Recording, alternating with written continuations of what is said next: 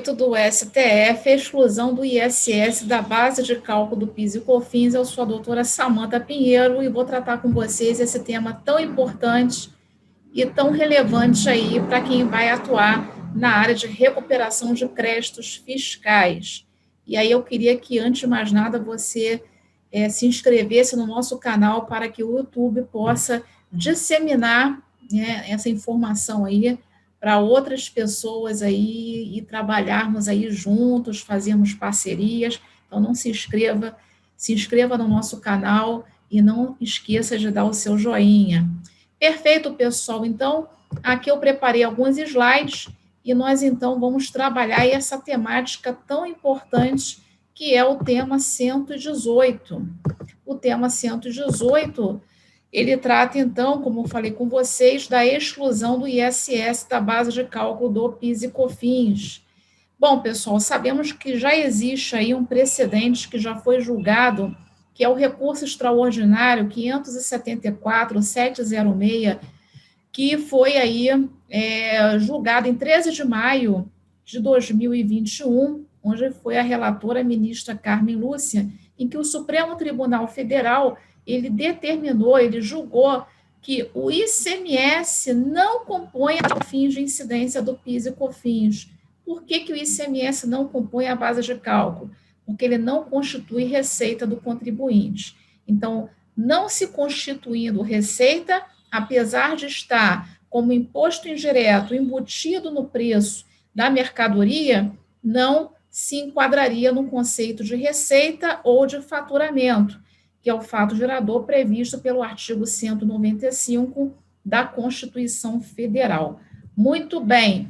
Posteriormente a esse julgamento de 13 de maio de 2021, nós tivemos um parecer publicado da PGFN, Procuradoria-Geral da Fazenda Nacional, número 7.698, em que a Procuradoria determina para a administração tributária que passe a observar, em relação a todos os seus procedimentos, e sem prejuízo de posterior observância do que foi previsto na Portaria Conjunta número 01 de 2014, por ocasião da publicação do acórdão que julgou os embargos declaratórios. Então, o que aqui a Procuradoria ela está determinando para que a administração tributária agora passe a observar? Vamos lá. A linha A, conforme decidido pelo Supremo Tribunal Federal, por ocasião do julgamento do tema 69 da repercussão geral, o ICMS não compõe a base de cálculo para fins de incidência do PIS e COFINS, ok.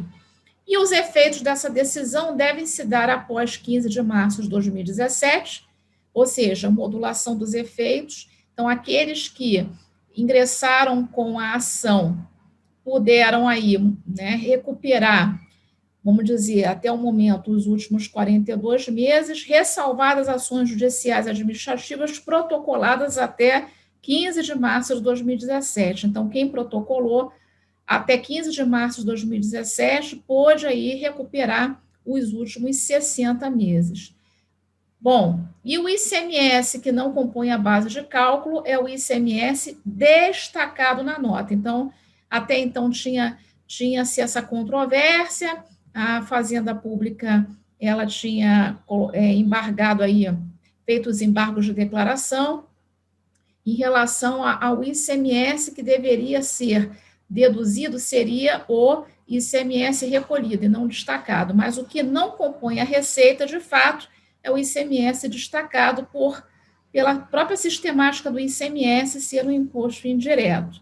Muito bem, pessoal. Então, aqui, o que nós devemos entender primeiramente? Que nós precisamos da publicação do acórdão para que a administração tributária possa reconhecer na apuração do contribuinte, na parte do PIS e COFINS, que o ICMS que não compõe a base é o destacado. Então, para que o contribuinte possa excluir hoje o ICMS, ele precisa aguardar a publicação do acórdão e posterior alteração da legislação tributária, o que até agora, até a presente data, ainda não ocorreu, nem a publicação do acórdão e nem a alteração da legislação tributária, o que favorece aí os contribuintes que entraram com a ação fizeram aí o pedido da tutela antecipada, medida liminar, para que possam garantir o direito, desde já, à exclusão do ICMS. Muito bem, pessoal. Então, até agora nós estamos trabalhando a tese mãe, que é o tema 69. Então, aqueles que ingressaram com a ação estão aí, a grande maioria já com a liminar, e estão aguardando o trânsito em julgado, conforme dispõe o artigo 170-A do Código Tributário Nacional. É vedada a compensação mediante o aproveitamento de tributo, objeto de contestação judicial pelo sujeito passivo, antes do trânsito em julgado da respectiva decisão judicial. Ou seja, eu preciso do trânsito em julgado para que eu possa recuperar, no caso aí, né, no caso da tese mãe, aproximadamente 42 meses para aquelas ações que foram ajuizadas após 15 de março de 2017. Isso quer dizer o seguinte: aqueles que não ingressaram com a ação podem recuperar esse período? Não podem. O artigo 170-A do Código Tributário, ele veda, né, a compensação antes do trânsito em julgado. Então, é importante que o contribuinte tenha a ação para proteger o seu direito, desde já fazer aí a exclusão do ICMS e poder garantir, então, os últimos meses para que ele possa fazer a recuperação. Ok. E aí, nós temos o tema 118, que é uma tese derivada do tema 69. O tema 118 trata da efetiva exclusão do ISS. Então, não se está a tratar da restituição do ISS, mas sim da exclusão do ISS da base de cálculo por não configurar a receita do contribuinte, assim como já julgado com a tese mãe, tema 69. Então, nós estamos aqui numa perspectiva para aguardar julgamento do tema 118, que por enquanto se encontra suspenso. Só que, como já foi julgado que o ICMS não compõe a base de cálculo, nós não podemos ter o quê, pessoal? 2 pesos e 2 medidas. Se o ICMS, que é o imposto indireto, calculado por dentro, não compõe a base, assim como deveria ser da mesma forma com o ISS, que também é um imposto direto calculado por dentro. Então, não podemos ter, no Supremo Tribunal Federal, não podemos ter 2 pesos e 2 medidas, o que quer dizer o seguinte, que, por enquanto, esse julgamento está suspenso, tá certo? Mas aqueles que ingressarem com a ação desde já, não aguardarem o julgamento, é bastante aqui promissor a recuperação dos últimos 5 anos. Por quê? Porque nós já temos o julgamento do tema 69, então seria utilizado o raciocínio análogo ao ICMS. Então, aqueles que ingressarem logo com a ação para excluir o ISS, o que a gente está colocando? Que hoje vai ter as chances maiores de êxito, por quê? Porque já houve o julgamento do tema 69.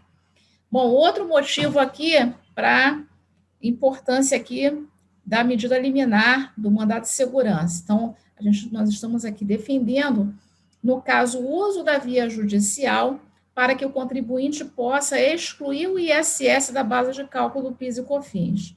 Então, outro motivo importante, a Receita Federal do Brasil, ela não reconhece de imediato a decisão do STF ocorrida em 13 de maio de 2021, sendo necessário, então, o uso da via judicial.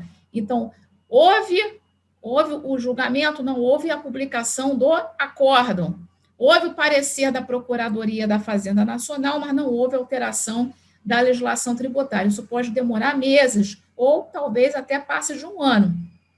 E o contribuinte, então, pode ter perdas nesse período se não ingressar de antemão com a medida judicial. Então, visto que a Receita Federal ela não reconhece de imediato a decisão do STF, para a tese mãe, a mesma coisa possivelmente vai acontecer com a tese derivada, que é o tema 118, uma delas. Outro motivo para a empresa, o contribuinte, entrar com um mandado de segurança. Já existem precedentes jurisprudenciais favoráveis. Então, nós já temos aqui vários precedentes, coloquei um exemplo aí na tela, precedente aí do TRF3, que é de São Paulo, Barueri. Então, nós temos aí uma empresa que conseguiu a medida liminar para excluir o ISS. Esse é um dos vários precedentes jurisprudenciais na área aí do tema 118. E o tema 118, como é que se encontra hoje? Bom, nós tivemos o voto do ministro Celso de Mello, tá certo? Então, o ministro Celso de Mello votou aqui de forma positiva para o contribuinte. Daqui a pouco a gente vai mostrar para vocês aqui o voto do ministro Celso de Mello. E em seu voto, o ministro Celso considera constitucional a pretensão da autora, sociedade empresária, e dá provimento ao pedido, no caso aqui, ele entende, né, que, agora o voto aqui do relator, né, que o valor correspondente ao ISS não integra a base de cálculo das contribuições sociais referentes ao PIS e à COFINS pelo fato de o ISS qualificar-se como simples ingresso financeiro, que meramente transita sem qualquer caráter de definitividade pelo patrimônio e pela contabilidade do contribuinte. Então, aqui é um raciocínio muito similar ao tema 69. Então, assim, da mesma forma que o ICMS ele não integra a base de cálculo, por quê? Porque é mero ingresso financeiro, mas é recolhido aos cofres públicos estaduais, mesmo raciocínio é aplicável para o ISS, que vai ser recolhido para os cofres públicos municipais. Bem, e quais são as perspectivas e oportunidades do tema 69? Então, as perspectivas são muitas. Por quê? Porque nós temos aqui uma tese-mãe que tem uma segurança máxima, porque o julgamento já ocorreu em 13 de maio de 2021, contribuintes beneficiados, empresas fora do Simples, abrangência, praticamente 5 milhões de empresas, perspectiva de honorários alta. Por que a perspectiva alta? Porque o ICMS, ele representa, no sistema tributário nacional, ele tem uma representatividade muito alta, vamos dizer, que é o principal tributo do sistema tributário nacional em termos de carga tributária. Em clientes e potencial, empresas dos setores de indústria e comércio que faturem acima de R$ 1 milhão por mês. Perspectivas e oportunidades dos temas 118 e tema 1067 do STF. O tema 118, exclusão do ISS da base de cálculo. O tema 1067, nós vamos tratar numa live específica, que é a exclusão do PIS e COFINS da própria base de cálculo das contribuições sociais. Segurança alta, por quê? Porque, de forma análoga ao julgamento ocorrido com o tema 69, vou utilizar o argumento para o tema 118. Contribuintes beneficiados, empresas fora do Simples, abrangência cerca de 5 milhões, perspectiva de honorários média, por que média não alta?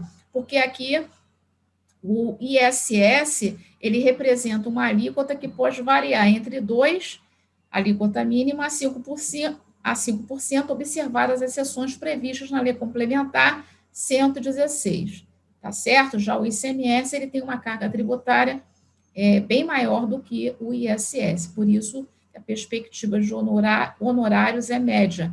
Clientes em potencial, indústria, comércio ou serviços que faturem acima de R$ 1 milhão por mês. E aqui os nichos de mercado. Nichos de mercado aqui interessantes para nós prospectarmos esse tipo de serviço. Escolas de todos os níveis, terceirização, call center, construtoras, agências de publicidade, óleo e gás, transportes, tecnologia da informação. Eu aqui coloquei um cálculo para vocês entenderem como é que ficaria a apuração do regime não cumulativo com o ISS sem o ISS e também do regime cumulativo. Então, preste atenção, com o ISS na base, nós temos aqui PIS de 66 mil e COFINS de 304 mil. Sem o ISS, nós temos o quê, pessoal? 62.700 e 281 mil. Eu estou considerando uma empresa que fature 4 milhões no mês. Então, o acumulado aqui no ano seria uma economia tributária de R$ 182.400, ou seja, é dinheiro. É dinheiro que muitas vezes a empresa está jogando no lixo. Por que está jogando no lixo, doutora? Porque não entrou com a medida liminar em sede de mandado de segurança. Então, ela começa a jogar dinheiro no lixo.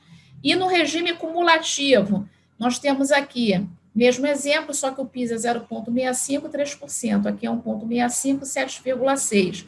Nós tivemos PIS aqui de 26 mil, COFINS de 120 mil, sem o ISS na base, 24.700, 114 mil, gerando uma economia anual de R$ 72 mil.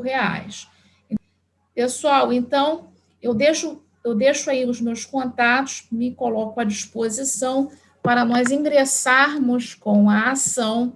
Então, vocês podem me mandar um e-mail para samantha.consultoriainovar.com.br ou enviar um direct para o Instagram, @prof.samantha.pinheiro.